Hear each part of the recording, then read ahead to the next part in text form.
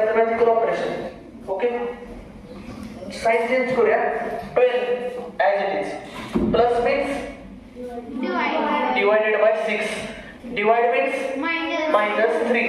Minus means multiply by 2 आणि multiply means plus 8. 6 1 जा आणि 6 किती 2. मग हा इथं सगळ्यात उत्तर काय आलं 2. -3 मल्टिप्लाय बाय 2 प्लस 8. 3 2 जा 6 -2 आणि 6 आणि प्लस 8. आता बघा हा +2 आहे आणि हा +8 आहे. Plus plus minus plus plus plus +2 + 8 +10 आणि -6 4. 4. अगं ते तू बोल नकोस, तुला आवाज आहे तर माहीत जवळ आहे. दुसरा प्रश्न येऊ घेऊया. ह्याच्यामध्ये +10, ह्याच्यामध्ये +12. आता किती होणार +40. किती होते मग 6 5 56. Next question. ह्याच्यामध्ये डिफरन्स बघा किती आहे 5चा. ह्याच्यामध्ये डिफरन्स 10, ह्याच्यामध्ये 50, ह्याच्यामध्ये आता किती असणार 25. किती होत आहे 81. ओके, बोलणं काय का मी सोडवून देतो. आता ह्याच्यामध्ये सांगा डिफरन्स 6, ह्याच्यामध्ये 8, 6 8 10. आता 12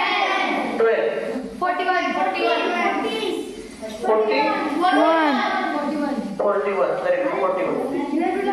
पुढं 2 3 5 7. आता ह्याच्यामध्ये किती होते प्राईम नंबर आहे 2 3 5 7 11 13. आता 70 17. ओके, सोपं आहे. तुम्ही तुमच्या सगळं पेपरला पडलाय 2018 पेपरला सायन्स 2018 आहे ना सोपं. क्वेश्चन बघा. A and B are married. Okay, A and B हे दोघं जण आहेत ना मॅरिड आहेत, त्याच्या हसबंड वाईफ आहेत. तर रिलेशन त्यांच्यामध्ये डबल एरो मार्क विसरला नाही ना. Next X and Y are brothers. X आणि Y हे दोघं काय ब्रदर्स आहेत. ओके, आता इथे मॅरिड सांगितलं त्यांनी पण ह्याच्यामध्ये वाईफ कोण आहे की हसबंड कोणी सांगितलंय का नाही सांगितलं. बरोबर, मग त्याला मेसेज ठेवतो प्लस मायनस देत नाही. नेक्स्ट सांगितलंय X is a brother of A. X जो आहे ना हा तो A चा ब्रदर आहे. आता त्यांनी सांगितलंय Y रिलेटेड टू B, म्हणजे Y कोण लागतोय B चा. ह्याच्या दोघांमध्ये काय रिलेशन आहे असं त्यांनी विचारलंय. आता बघा Y चं दिलंय पण B चं साईन दिलंय का नाही. त्यामुळे ह्याच्यामध्ये आपण शुअरली सांगू शकतो का नाही. त्यामुळे आपलं उत्तर काय ते माहिती आहे का कॅन नॉट बी डिटरमाइन, सांगू शकत नाही. ओके, बघा क्वेश्चन नंबर 1. मला माहिती आहे तुमच्या जास्त जणांचा आन्सर आलाय बी. त्याचा नंबर 2 1. आता हिचं मी डायरेक्टली करतो तर -1 करायचं. बी च्या आधी कोण येतो A, R च्या आधी कोण येतो Q, O च्या आधी F. म्हणजे सगळीकडे कुठलं लॉजिक चाललंय -1. आता मी सेम टू सेम इथं करतो. S -1 R, I -1 S -1 T -1 काय yes. Okay, next D -1 R -1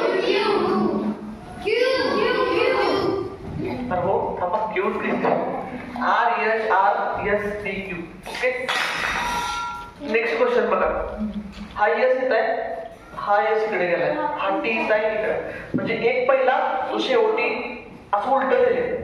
बरोबर, मग आता मी काय करणार उलट लिहिणार. कसं P O L I T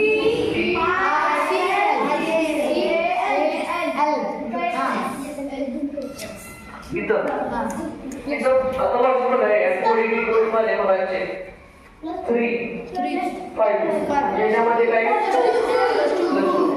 असं यस 19 U 21 म्हणजे सगळीकडे +2 M +2 13 2 A +2 R +2 K +2 S +2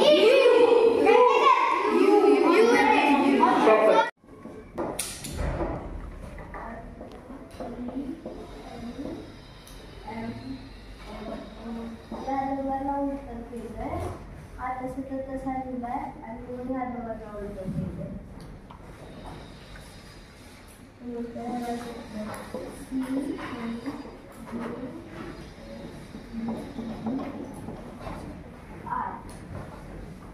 या ठिकाणी उलटवलं आता सुद्धा तसा लिहिलाय या ठिकाणी उलटवलं व्हेरी गुड. हे 3 जे होते MON त्याला ऍज इट इज लिहिलं. ओके, कारण का हे तर 3 ऍज इट इज आहेत. हे 2 एकमेकांचे काय झाले उलटे झाले. तसंच सेम इथं गेले काय STER उलट झालं का? चुकले का? काय व्हायला पाहिजे? हा काय झालंय हे 2 ऐंशी उलटी झाली तर तो ऍज इट इज राहिला. तसा yes middle as it is राहणार. हा आर इथं ई आणि टी इथं. तसंच ULC. Okay, middle number as it is राहतो. स्टॉप कर.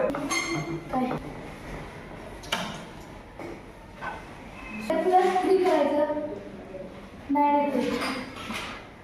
टीची पोझिशन 5 प्लस 3 करायचं 8 एची पोझिशन 1 आणि प्लस 3 करत 4 येते.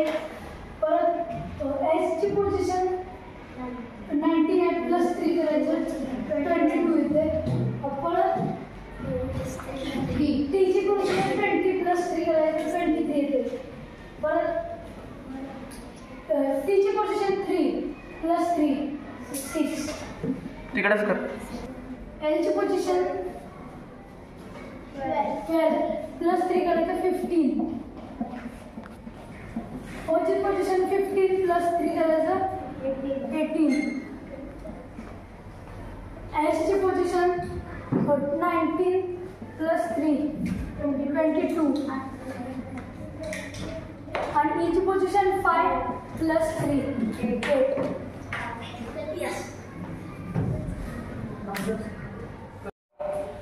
A, B, C, D, E are sitting in a line facing west. West direction कुठं असते? या साईडला. ओके, किती जण आहेत ते? 5 जण आहेत ना. मग मी काय करतो आधी 5 जणांची सिटिंग अरेंजमेंट काढून देतो अशी. वेस्ट डायरेक्शनला फेस करून उभे. ओके, त्यांनी सांगितले A and B sitting together. A आणि B येत ना दोघं जण ती जवळ जवळ बसले. तर मी काय करतो A इथं येतो B इथं येतो. असं पण होऊ शकते B इथं असू शकतो A इथं असू शकतो. ओके, फिक्स नाही माहिती म्हणून मी असं लिहिलं. C is facing south end. South end म्हणजे कुठला? खालचा. साऊथ एंडला कोण बसलाय? C. C फिक्स झाला. नेक्स्ट काय सांगितलंय? D is sitting at the north end. D कुठल्या साईडला आहे? नॉर्थ साईडला आहे. Okay, A is neighbor of B and D. B च्या आणि D च्या B आणि D चा नेबर कोण आहे? E. ओके, आता D तर इथं आहे. B चा नेबर कोण असणार आहे? B. म्हणजे इथून निघून कोण जाणार? A. आणि इथून कोण निघून जाणार? B. ओके, B आणि कोणचा B आणि D चा नेबर कोण आहे? E. म्हणजे इथं A असणार, इथं B असणार आणि इथं E असणार. A आणि B दोघं एकत्र राहतील आणि D च्या साईडला कोण आहे? E आहे आणि B च्या साईडला पण कोण आहे? E. ओके, सगळी सिटिंग अरेंजमेंट झाली. आता विचारले who is sitting at a middle. मिडलला कोण बसलेलं आहे? तर त्याचं उत्तर आहे B. ओके, स्टॉप कर. परत किती जायचं म्हणजे 4 परत 6 आता असणार 8 परत 10 म्हटलं की 41. ओके, अशी सिरीज आहे. नेक्स्ट ह्यांची ऍडिशन करूया आपण. 4 प्लस 9 प्लस 3 ह्यांच्या सगळ्यांची ऍडिशन केली की उत्तर येते 60. तसंच 5 प्लस 8 12 प्लस 7 20 येते प्रथम. बघा इथं 23 इथं 21 म्हणजे काय केलं? -2. इथं 9 आहे आणि इथं 12 आहे म्हणजे मायनस का प्लस 3. नेक्स्ट इथं 16 आहे. इथं ते 14 -2 म्हणजे -2 प्लस 3 -2. सेम इथं पण लागतंय का? लागतंय. बघितलं तुम्ही? आपण तसंच करूया. म्हणा एक सांगा. S -2 Q. Okay. O plus 3 15 अधिक 3 18. 18 म्हणजे आर. N minus 2 10. कोण आहे 10? जे. ओके. आता इथं वेळ डायग्राम. Cricketer, batsman. सगळ्यात मोठा आहे गेम क्रिकेट. ओके. आता क्रिकेट खेळणारे बॅट्समन होऊ शकतात, बरोबर. मी म्हणतो का मी फुटबॉल गेम मध्ये बॅट्समन आहे, फुटबॉल मध्ये असतंय का? नाही. म्हणजे क्रिकेटमध्ये थोडेसे काय असतात, बॅट्समन असतात, थोडेसे बॉलर्स असतात. त्यामुळे इथं मी बॅट्समन लिहितो बी.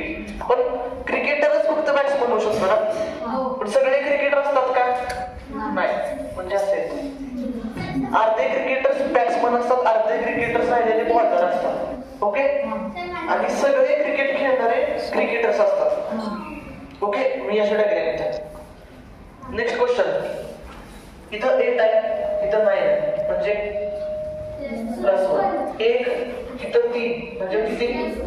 +2. असं +1 +2 +3 करता येईल. हा. S + 1 T.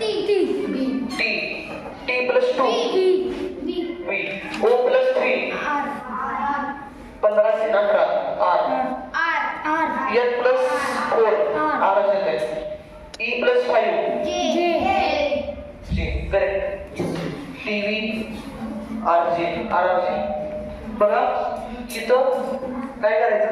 इंटू 3 केलं की 9 मल्टिप्लाय बाय 3 इंटू 3. आता 81 मल्टिप्लाय बाय 3 किती होतं? 243. याचं उत्तर. सगळे समजले? Yes sir. Stop.